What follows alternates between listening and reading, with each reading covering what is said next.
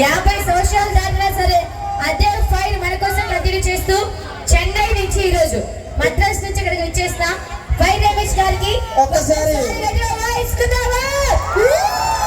అలాగే గొప్ప గొప్ప వ్యక్తులందరూ రావడానికి ముఖ్య కారణం సార్ మీరే సార్.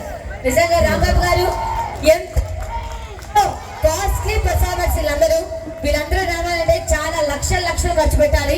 ఇంతమందికి ఈ రోజు ఆపర్చునిటీ ఇచ్చి మాకు ఇంత అవకాశాలు ఇచ్చినందుకు మీకు నిజంగా పేరున ధన్యవాదాలు తెలియజేసుకుంటున్నాను sir. Thank you so much sir. మరి మీతో మాట్లాడడానికి మన రమేష్ గారు రెడీగా ఉన్నారు.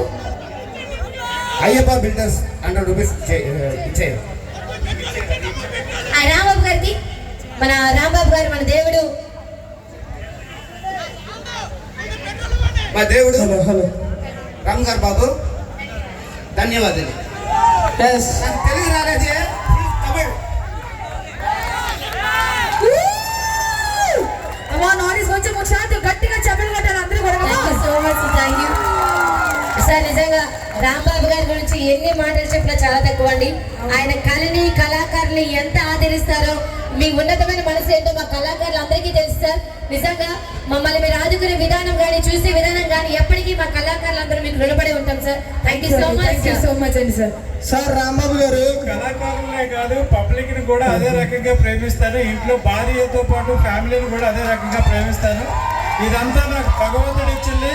ప్లస్ జగనన్నతో పాటు కన్నబాబురాజు గారి దగ్గర నేర్చుకున్న వాటి కృతజ్ఞతకి నేను మీ అందరికీ చేతులు జోడించి నమస్కరిస్తాను. సార్ నా దగ్గర రిక్వెస్ట్, మీరు ఇక్కడ ఎవరికి ఏది లేదన్నా సరే ఇస్తున్నారంట. నాతో పాటు ఇక్కడ ఉన్న కుర్రోళ్ళు కూడా లవర్లు వేస్తారు కొంచెం.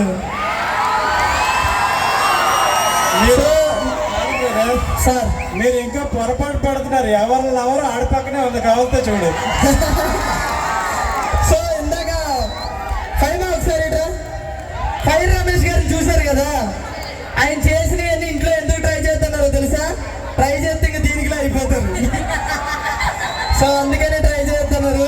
ఐ థింక్ నాకు తెలిసి ఫైర్ రమేష్ గారికి గట్టిగా అవకాశం ఉండదు తెలుసా?